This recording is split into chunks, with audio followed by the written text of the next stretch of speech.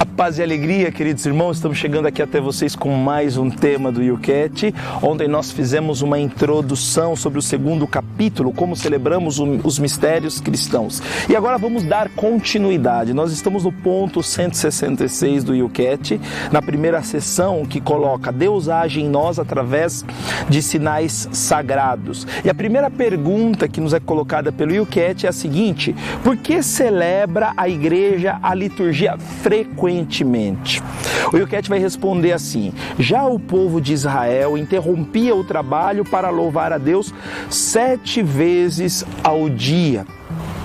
Isso se encontra no Salmo 119, no versículo 164, diz assim: 7 vezes por dia eu te louvo por causa de tuas normas justas.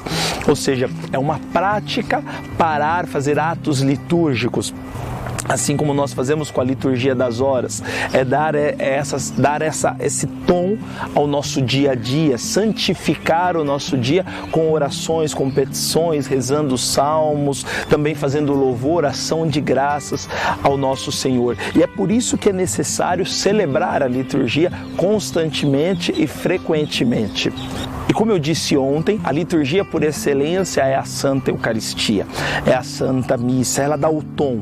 E ligada à Santa Liturgia, ligado à palavra do dia, ligado ao ano litúrgico, nós temos as ações litúrgicas, que são os breviários, que é a liturgia das horas, que também nos ajuda a viver, a estar dentro desta liturgia. O YouCat ainda vai continuar nos dizendo o seguinte: que Jesus ensinou os discípulos a rezar e reuni-os na sala da última ceia, para com eles celebrar a liturgia das liturgias. Aqui, como eu estava dizendo, que é a Santa Missa, que é o coração da liturgia.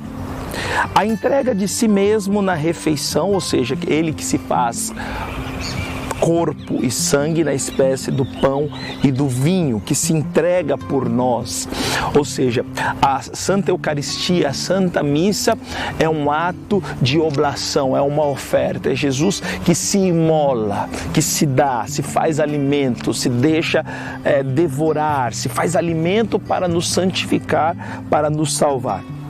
Depois a palavra ainda continua aqui, o YouCat continua dizendo: a igreja que convoca a liturgia segue o seu convite, fazer isto em memória de mim, ou seja, é tornar presente, não é uma simples memória no sentido de memória, recordação, mas memória significa presentificar, tornar presente aquela primeira missa feita por Jesus Cristo, que é o liturgo por excelência. Olhar a liturgia é olhar para o liturgo, olhar para o Cristo, ver o Cristo, estar com o Cristo, e na pessoa do Cristo, na pessoa dele, nós crescermos, vivermos a graça profunda de nosso Senhor. E fazer isso em memória de mim significa exatamente isso, tornar presente aquilo que o próprio Jesus fez.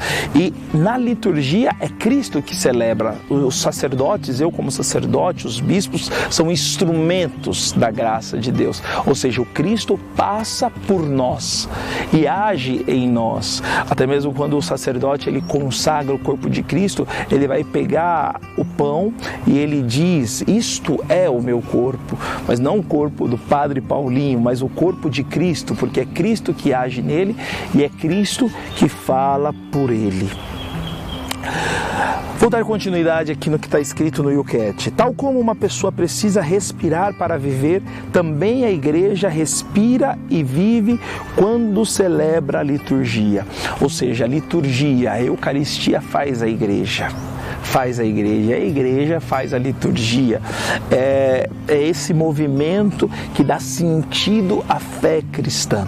Sem a Eucaristia não existiria a igreja, e sem a igreja não existiria a Eucaristia. E ela é o ar que nós respiramos, ela é o nosso oxigênio. Sem ela não existiria a igreja, e sem ela não existiria a Eucaristia, no caso a igreja para que faz a Eucaristia.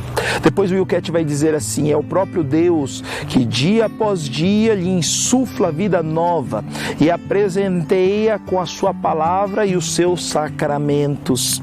Pode ainda utilizar-se a seguinte metáfora: cada celebração litúrgica é como um ponto de encontro, de amor, que Deus escreve na nossa agenda. Quem alguma vez já sentiu o amor de Deus, comparece com todo o prazer. E quem comparece, mesmo sem sentir nada durante algum tempo, revela a Deus a sua fidelidade.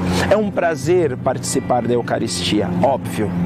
Mas também pode ter momentos que nós não sintamos aquele desejo, aquela vontade, mas nós já sabemos que Cristo está lá, e a liturgia é o ar que nós respiramos, e nós vamos porque sabemos que ali é o nosso oxigênio, ali é a nossa vitalidade, ali nós vamos porque sem a Eucaristia nós não podemos nos tornar vivos, pessoas vivas na nossa alma, na nossa essência mais profunda, no nosso espírito. E é por isso que mesmo sem vontade, mesmo muitas vezes eu nos sentindo aquele prazer enorme, né, por estar numa Santa Missa, mas eu vou, porque eu tenho a certeza em consciência que Cristo se faz presente ali.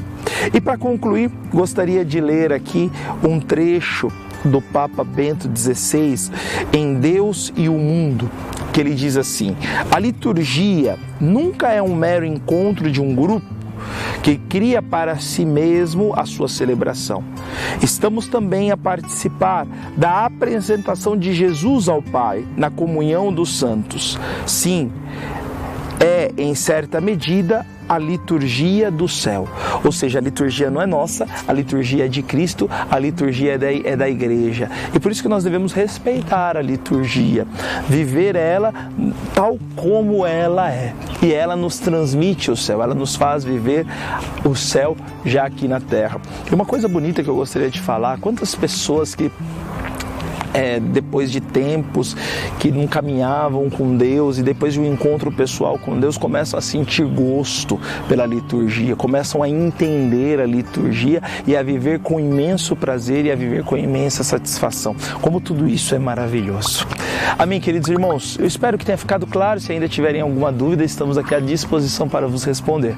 Que Deus vos abençoe e até mais.